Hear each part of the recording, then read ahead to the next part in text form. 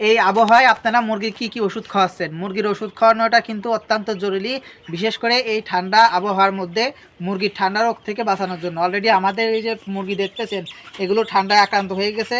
Already হাসি দিতেই আছে প্রতিবারই, মানে হয়তো মোবাইলেও বোঝা যাবে অথবা নাও বোঝা যাইতে পারে, মুরগি কিন্তু অলরেডি হাসি দেওয়া শুরু করছে। তো এই মুরগির আমরা চিকিৎসা দিচ্ছি কি আপনাদের একটু দেখাই আমি।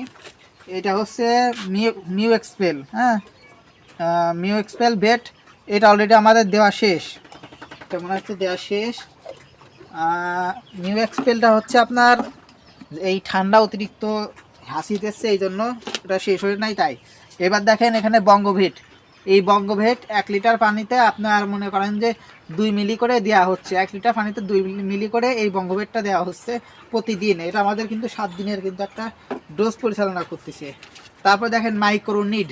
এই মাইক্রোনিড আমরা আমার মুরগিকে খাওয়াচ্ছি 1 লিটার পানিতে 1 মিলি করে।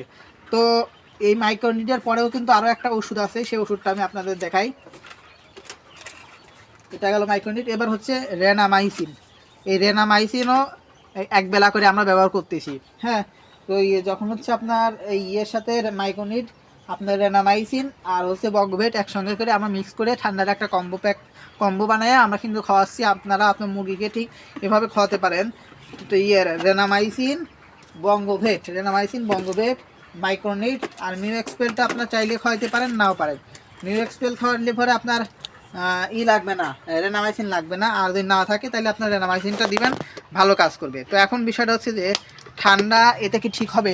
আশা করা যায় এতে ঠিক হয়ে যাবে ইনশাল্লাহ। সব কিছুই 1 লিটার পানিতে 1 মিলি করে দিবেন, 1 গ্রাম করে দিবেন। শুধু আপনার বঙ্গভেটটা হচ্ছে 1 লিটার পানিতে 2 মিলি করে দিবেন, সব থেকে ভালো কাজের জন্য। এই মুরগিগুলো কিন্তু বর্তমান আবহাওয়া যে খারাপ আবহাওয়া যাচ্ছে, এই অবস্থায় কিন্তু যেভাবে ইচ্ছা সেভাবে রাখলে কিন্তু চলবে না।